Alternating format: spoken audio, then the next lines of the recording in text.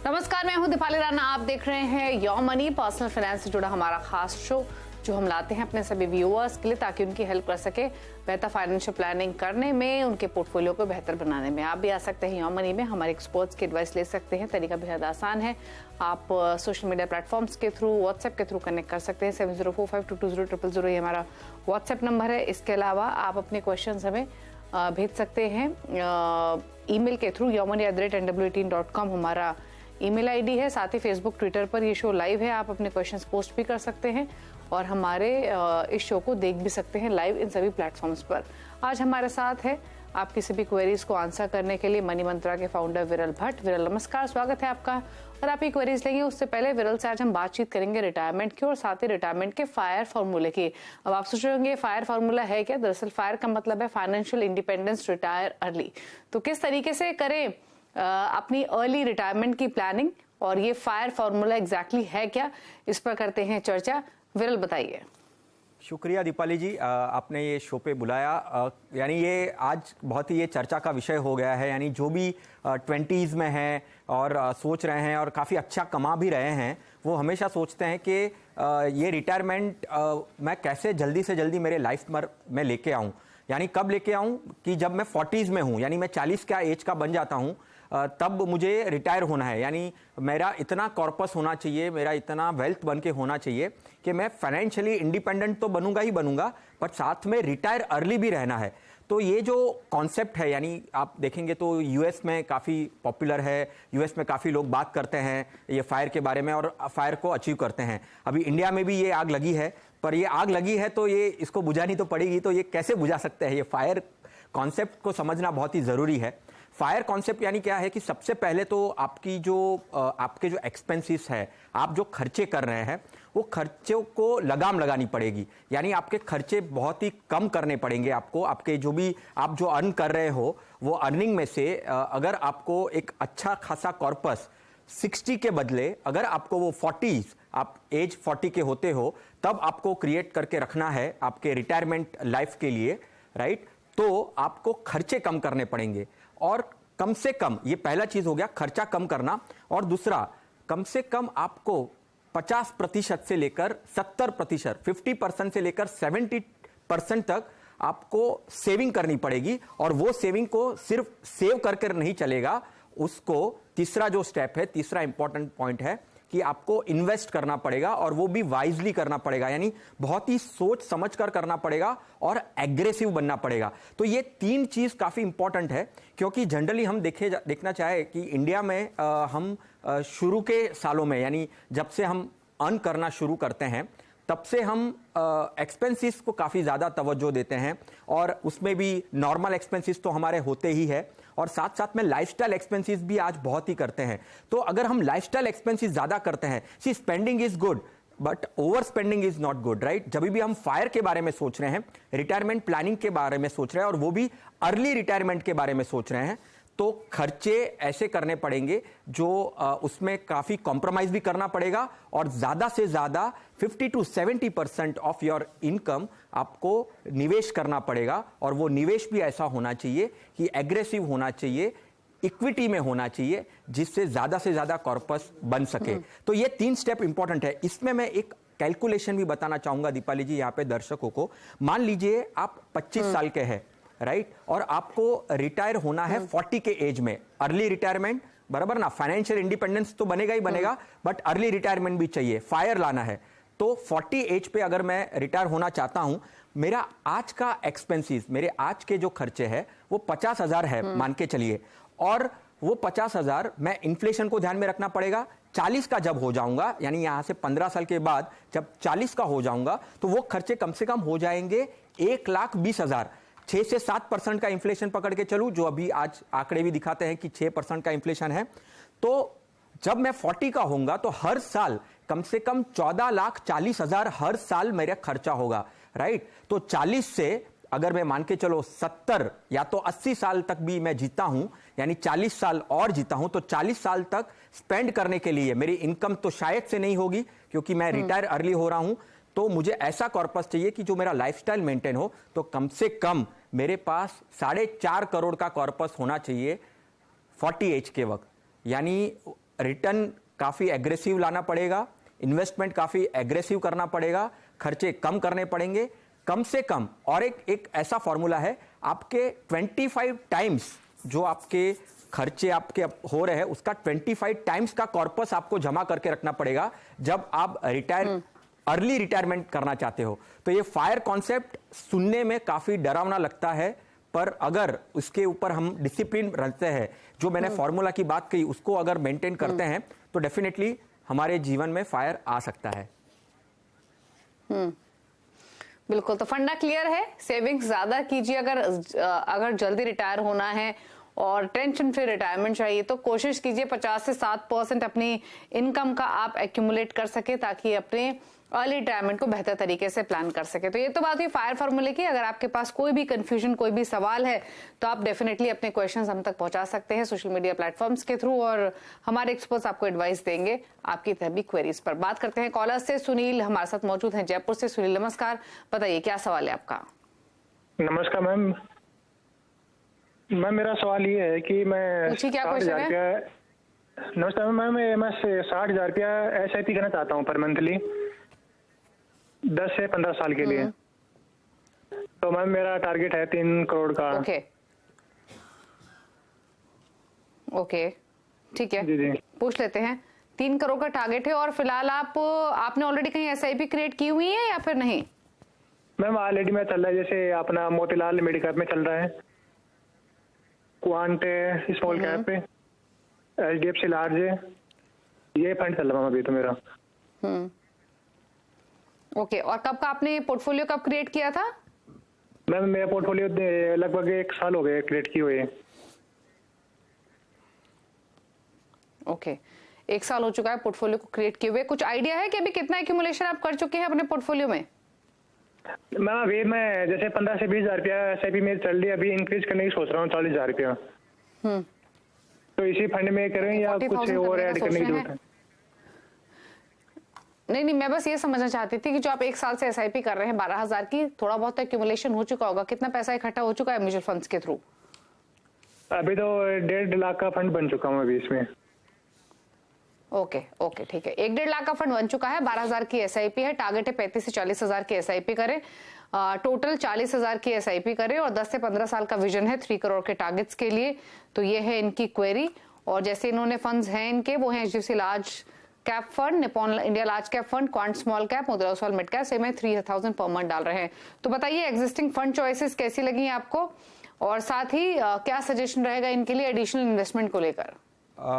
सुनील जी को सजेशन यही है, शुरू के अगर मैं जितना मैं समझ पाया हूँ, मिड कैप और स्मॉल कैप का कॉम्बिनेशन से उन्होंने अपना पोर्टफोलियो बनाया है।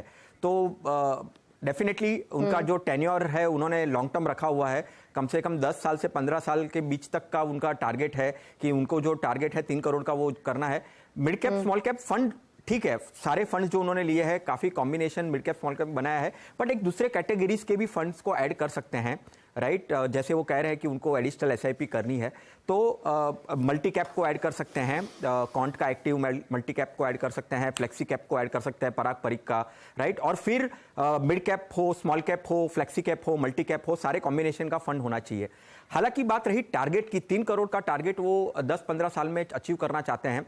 अभी जो SIP चल रही है 12,000 की है, तो कम से कम 48,000 वो और एडिशन करना चाहते हैं, 60,000 बनाना चाहते हैं अपनी ओवरऑल SIP को, राइट? और अभी का जो कॉर्पस है 1.5 लाख का, अगर उसको मैं पकड़ के चलूं और मैं 15 साल भी यहां से सोचूं तो डेफिनेटली 15 साल में वो 60,000 की SIP से 3 करोड़ अचीव कर पाएंगे। बट अगर ये 3 करोड़ उनको 10 साल में अचीव करना है तो वो नहीं कर पाएंगे कम से कम, क्योंकि 1 करोड़ 40 लाख ही वो जुटा पाएंगे 10 साल में। और अगर वो 15 साल सोचते हैं, डेफिनेटली 3 करोड़ 15 साल में 12% अनुमान से ये पोर्टफोलियो से वो अचीव कर पाएंगे। ओके, तो ये आपके लिए सजेशन दिया गया है आपके पोर्टफोलियो को लेकर। थोड़ा एक्यूमुलेशन तो आपको ज्यादा करना पड़ेगा गोल को हासिल करने के लिए। 60,000 के आसपास की SIP लगेगी, तब आप जाकर ये इकट्ठा कर पाएंगे अपने टारगेट जो 3 करोड़ के आसपास का लेकर चल रहे हैं। बाकी यही सजेशन आपके लिए दिया गया है। आपके जो कैटेगरीज हैं उसमें mid cap small cap fund में एक्सपोजर ज्यादा है, और फ्लेक्सी कैप, मल्टी और large cap, mid cap funds को आप ऐड कर सकते हैं। ये आपके लिए सलाह है। एक चीज विरल, अगले कॉलर पर जाएं तो जो इनको एडिशनल अमाउंट इंक्रीज करना है वो इन्हीं फंड्स में करें या फिर जो कैटेगरीज आपने मेंशन की उसमें से कुछ नेम्स सजेस्ट करेंगे? यानी जो एग्जिस्टिंग में कुछ एक दो फंड निकाल कर जो मैंने सजेस्ट किया वो फंड को ऐड करके पोर्टफोलियो सिर्फ 5 या 6 या ज्यादा से ज्यादा 6 या 7 फंड का ही रखना है, उससे ज्यादा पोर्टफोलियो को नहीं बनाना है। लेकिन विरल काफी व्यूअर्स ऐसे भी होते हैं जिनको जो इन्वेस्ट जरूर करते हैं म्यूचुअल फंड्स में, लेकिन उनके नेम्स को लेकर क्लैरिटी नहीं होती या फिर कंफ्यूजन होता है कौन सा पर्टिकुलर फंड चुने। तो अगर आप इनको सजेस्ट कर पाते कौन से 5-6 फंड्स ये रखे पोर्टफोलियो में तो बेहतर रहेगा। अभी का जो HDFC स्मॉल रखा है उनको वो कंटिन्यू करना है। कॉन्ट स्मॉल कैप है, वो 2 स्मॉल कैप है, दोनों अलग अलग तरीके से वो मैनेज हो रहा है तो वो दोनों को रख सकते हैं। मोतीलाल मिड कैप है, निप्पॉन लार्ज कैप से निकल जाए, उसके बदले महिंद्रा का large and mid cap add करे, पराग परिक का फ्लेक्सी कैप ऐड करे, राइट। और कॉन्ट का एक एक्टिव कर सकते हैं, हालांकि एक कॉन्ट का स्मॉल कैप है ही, बट दोनों कॉन्ट स्मॉल कैप और कॉन्ट एक्टिव दोनों अलग अलग है। एक मल्टी कैप स्ट्रेटेजी, एक स्मॉल कैप है, दोनों ऐड कर सकते हैं।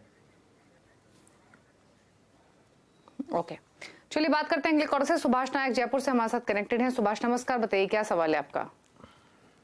मैडम, मैंने आपको अपना पोर्टफोलियो भेजा है, इसका मैं जानना चाह रहा हूँ फंड मेरे कैसे सेलेक्ट करना है। आप 70,000 की आपकी मंथली SIP है, 12 लाख की आपका पोर्टफोलियो की वैल्यू हो चुकी है और 10 साल में 2 करोड़ का टारगेट है। फंड्स में इनके बता दूं विरल तो कोटक मल्टी कैप 15,000 रुपए महीना, ICICI Prudential focused equity, SBI contra, HDFC flexi cap, इन तीनों में 12,000 ईच डाल रहे हैं हर महीने। 9,000 रुपए महीना डाल रहे हैं निप्पॉन इंडिया स्मॉल कैप में, मेरे एसेट मिड कैप में 7,500 रुपए महीना और मेरे एसेट इमर्जिंग ब्लू चिप में 2,500 रुपए महीना। क्या सजेशन रहेगा इनके लिए, इनके इस पोर्टफोलियो को लेकर प्लस इनके गोल को लेकर जो 10 ईयर्स में 2 करोड़ का है? पोर्टफोलियो काफ़ी अच्छा है सुभाष जी का, पोर्टफोलियो में बने रहे, पोर्टफोलियो में कोई चेंज करने की जरूरत नहीं है। 70,000 की SIP कर रहे हैं, 2 करोड़ रुपया वो 10 साल में डेफिनेटली हासिल कर पाएंगे। ये जो 70,000 की SIP है ऑलरेडी 11 लाख का पोर्टफोलियो बन गया है, इसको ही कंटिन्यू करिए तो पोर्टफोलियो में कोई प्रॉब्लम नहीं है। 12% अनुमान से अगर मैं यहाँ से देखूँ तो 2 करोड़ 10 साल में आराम से अचीव कर सकते हैं। पोर्टफोलियो भी काफ़ी बैलेंस अच्छा है। कॉन्ट्रा फंड एक अलग टाइप का फंड होता है, वो रखा है, फोकस्ड फंड रखा हुआ है, उन्होंने मिड कैप रखा हुआ है, फ्लेक्सी कैप है, काफ़ी पोर्टफोलियो का बैलेंस भी काफ़ी अच्छा है और टारगेट भी हासिल कर पाएंगे वो। ओके, चलिए तो पोर्टफोलियो बेहतर है आपका, कोई बदलाव की जरूरत नहीं है। फंड चॉइसेस भी आपके बेहतर हैं और आप आसानी से अपने लक्ष्य को हासिल कर लेंगे इस अमाउंट से। तो इन्वेस्टेड रहिए, टाइम पर अपने पोर्टफोलियो को रिव्यू करते रहिए। एक ब्रेक के लिए रुक रहे हैं, ब्रेक के बाद कुछ और क्वेश्चंस को लेंगे। आप देखते रहिए योर मनी। आप देख रहे हैं योर मनी, विरल भट्ट हमारे साथ मौजूद हैं। एक क्वेरीज को आंसर करने के लिए बातचीत करते हैं राकेश कुमार सिंह से जो वाराणसी से हमारे साथ कनेक्टेड है अपना सवाल पूछने के लिए। राकेश जी नमस्कार, बताइए क्या क्वेश्चन है आपका? हाँ नमस्ते मैडम। हेलो, नमस्ते, पूछिए अपना क्वेश्चन। हाँ मैडम, मेरी उम्र इस समय 46 वर्ष है और मुझे 15 साल बाद एक लड़की की शादी करनी है और मुझे अपनी रिटायरमेंट भी देखनी है, तो उसके लिए मुझे कितना पैसा ये जरूरी है इसको आज को, मतलब इन्फ्लेशन को जोड़ के? ओके, तो कोई गोल आप लेके चल रहे हैं? 15 साल में आपको डॉटर की शादी और अपने रिटायरमेंट के लिए कितनी रकम चाहिए होगी? नहीं, अभी गोल तो मैं नहीं बना पाया, लेकिन मैं आपसे पूछना चाहता। ओके, लेकिन फिर भी कोई बजट तो होगा आपका कि डॉटर की शादी के लिए इतना खर्च करेंगे या रिटायरमेंट के लिए इतना रखेंगे। अगर आप ये बता पाते कि कितनी पैसों की आपको जरूरत पड़ेगी 15 साल में तो बेहतर तरीके से आपको सलाह मिल पाएगी, क्योंकि किसी के लिए 1 करोड़ काफी होती है, किसी के लिए 50 लाख, तो ये इंडिविजुअल चॉइस है। जी जी जी, नहीं वो तो ठीक है, जैसे एक ठीक ठाक शादी करने के लिए कम से कम 40-50 लाख तो मान के चली।